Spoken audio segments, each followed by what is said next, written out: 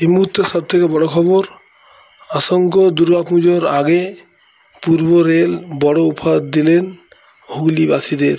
Bansberia Islampara halt নতুন station, Howrah 22টি station total. আপনারা ভিডিওটি শেষ পর্যন্ত দেখুন, ব্যাপক শিখুন, আপনাদের মূল্যবান মতামত কমেন্ট বক্সে জানাবেন। আরও একটা নতুন স্টেশন বাড়লো, Islampara halt, total 22টি station Howrah পর্যন্ত বাঁশবেড়িয়া। আপনারা ভিডিওটি শেষ পর্যন্ত দেখুন, ব্যাপক শেয়ার করুন, আপনাদের মূল্যবান মতামত কমেন্ট বক্সে জানাবেন।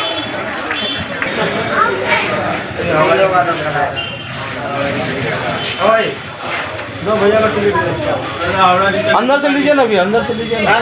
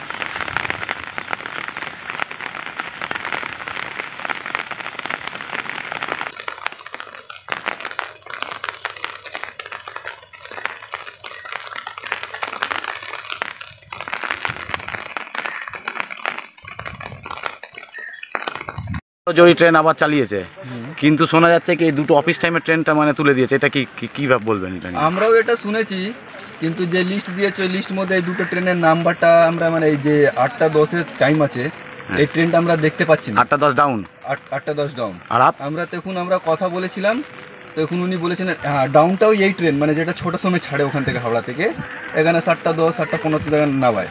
ওটা আপ? হ্যাঁ ওটা আপ। তো ওটাই কি করেছে, আমরা কালকে এই ভাই ফোন করে কথাও বলেছিল, তো উনি বলেছিলেন যে কোনো আমরা মানে মেসেজটা আমরা পাচ্ছি না।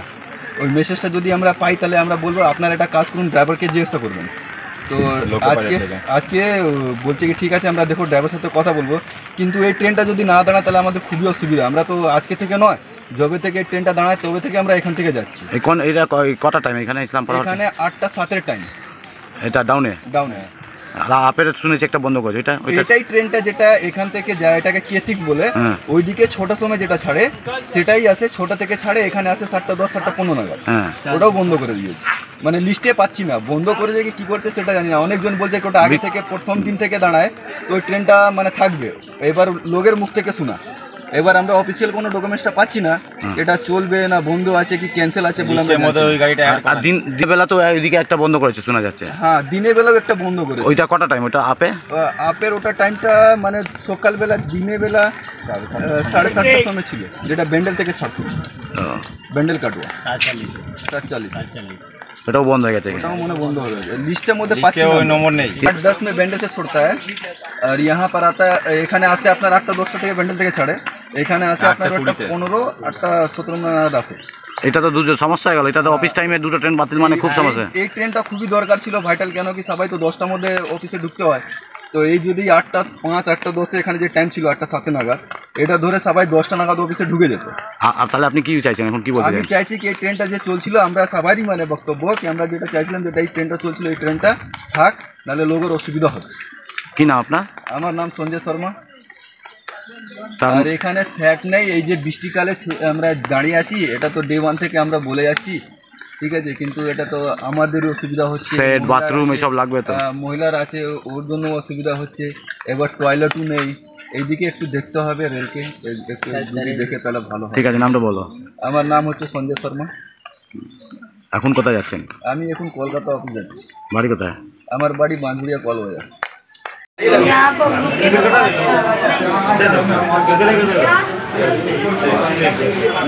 हावड़ा तक आराम से हो जाता है।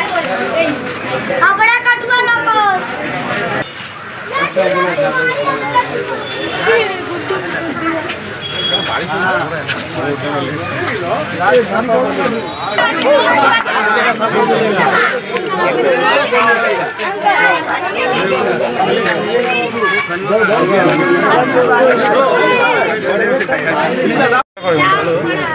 শোন, লোকদের চাহিদা ছিল ইসলামপাড়া হল্টের ট্রেনের দাবি দাবা নিয়ে, সেটা প্রায় একটু সম্পূর্ণ হতে চলেছে, কী বলবেন এটা? দেখুন, এটা একটা খুব আনন্দের বিষয়। আমরা ধন্যবাদ জ্ঞাপন করি ভারতবর্ষের কেন্দ্রীয় সরকারের মাননীয় রেলমন্ত্রী অশ্বিনী বৈষ্ণবজিকে, মাননীয় প্রধানমন্ত্রী মাননীয় মোদীজিকে এবং এলাকার সমস্ত বাসিন্দা। এখানে হিন্দু মুসলিম সমস্ত ধর্মের মানুষ, প্রচুর কনজাস্টেড এরিয়া। মানুষের একটা ডিমান্ড ছিল এই এলাকায় মানুষের আপ ডাউন মিলিয়ে প্রায় 25খানা ট্রেন আমাদের কেন্দ্রীয় রেল মন্ত্রকের তরফ থেকে স্যাংশন করা হয়েছে এবং এখানকার সমস্ত মানুষকে তথা সমস্ত জনপ্রতিনিধিদের, যারা দীর্ঘদিন ধরে এই ইসলামপাড়া হল স্টেশনের আমাদের বহুদিনের দাবি ছিল, আমরা সেই দাবি আমাদের এর আগে মাননীয় সংসদ লকেট চ্যাটার্জি ছিলেন, উনিও দিদিও পাঠিয়েছিলেন এবং সেইটা অ্যাপ্রুভ হয়ে এসছে। আমরা মানুষকে ধন্যবাদ জানাই। মানুষের এখানে হিন্দু ধর্মের, মুসলিম ধর্মের, সমস্ত ধর্মের, এখানে জুটমিল এরিয়া, তেলেগু সম্প্রদায়ের মানুষ থাকে, অন্ধ্রপ্রদেশের লোক থাকে। তো মানুষ এখান থেকে কলকাতায় আপ ডাউন করে, কাটোয়ায় যায়, বহু মানুষের বাস।